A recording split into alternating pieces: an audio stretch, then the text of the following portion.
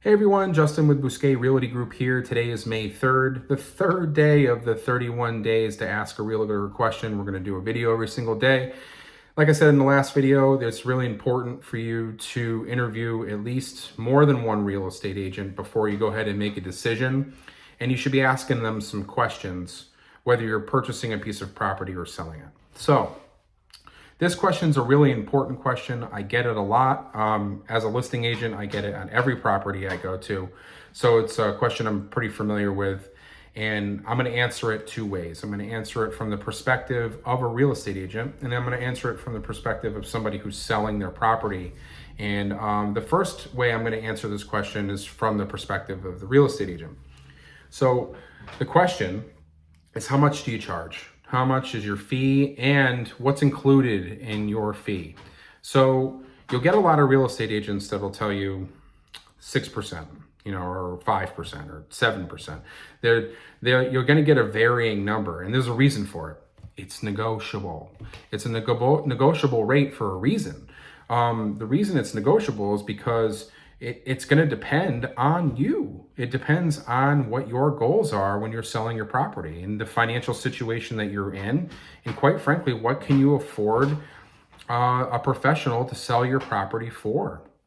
And also the amount of marketing that goes into selling a property is contingent upon the budget of the real estate agent that you're hiring. They're going to expect a return on that investment from you.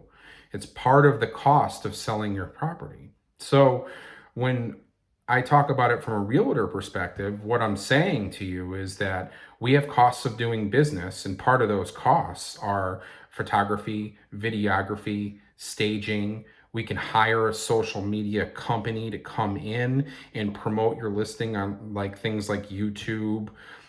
You can do social media things on Instagram. TikTok now is a huge one for real estate agents, or starting to be at a minimum. You can do traditional marketing, where email blast campaigns. You can do open houses. I mean, the list goes on and on and on. And the more things you want to expose your home to, the more money that costs. And the more money that costs, the more the real estate agent is going to have to recoup those costs. So as a seller, if before you ask this question, you're going to need to know a couple of things. So number one is you're going to need to know how much money you're going to net. So what that means is a good real estate agent who shows up to your house doesn't just show up with a pad and a pen.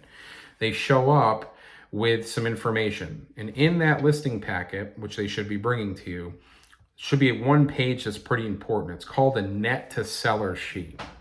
You're going to get a little personal with this person, and you're going to have to answer some questions that are, on the financial side of things that they're going to need to know in order to help you. One of them is, how much money do you owe on your home? And you're going to need to know that. So if you don't know the answer to that, go to your lender and find that out. Find out how much the payoff is for your property.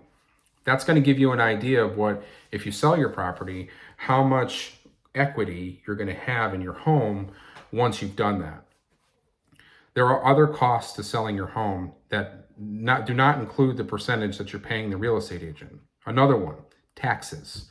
You're going to have to pay taxes to the state, and you're going to have to pay taxes to your local town as well. They're called conveyance taxes, and they're there, and you have to pay them. There's no other way around them.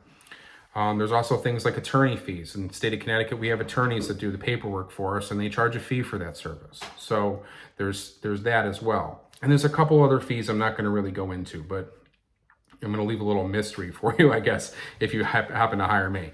But the percentage that you're willing to pay a real estate agent really depends on the level of service that you're looking to have done.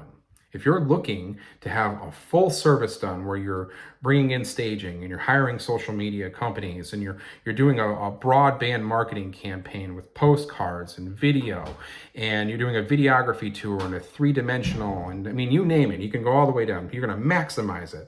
I mean, you got to understand that the real estate agent that's representing you is spending money to maximize the amount of people that they can get into your property. And the reason they're doing that is because they want to make sure that you get the best offer for your home and that you have time to measure those options and then work with what's best for you.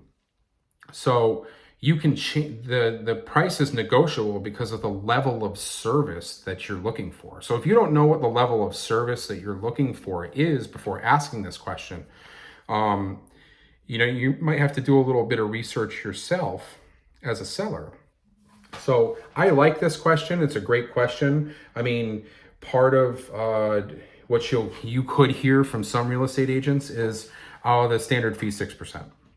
And if they don't follow that up with anything, I mean, I would be asking more questions if I were you. It's always negotiable. So if you get a real estate agent that tells you it's not negotiable, they're lying to you. I mean, there are minimum standards that your broker will, and some real estate companies that will allow you to sell a house for. I worked for another real estate firm in the past, and I've heard other real estate agents in the past tell me that they can't take a listing for any less than this percent.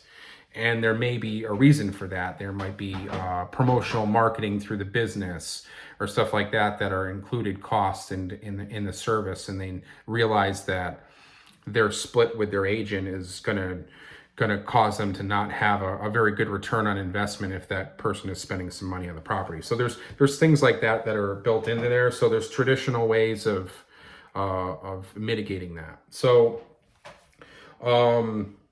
really what you need to know as a seller is how much are you going to get back at the end.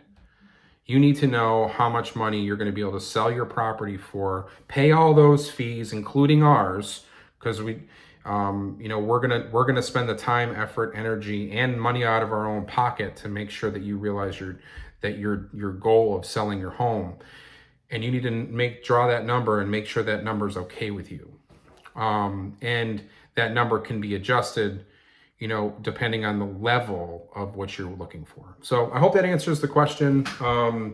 There's a lot of alternatives to traditional real estate processes. Competition's really high, but knowing the difference between what a real estate agent can and can't do for you is really important, especially in this environment. And knowing what the discount brokerages are giving you, the Redfins and the 1%ers of the world. You really need to look at the fine print when you're looking at things like that. You might find that you're doing all the work yourself, and that may not be worth it to you. So there are definitely some advantages to hiring a professional. Great question. I appreciate it. And I look forward to tomorrow's question. Thanks, guys. Don't forget to, if you want to email me, I'm going to put the email in the section below. If you want to ask a question in the comments, feel free. I'll try to make a video and answer those questions as well. Great. I hope it's great talking to you guys. And I'll see you soon. I'll see you at the next video tomorrow. Bye.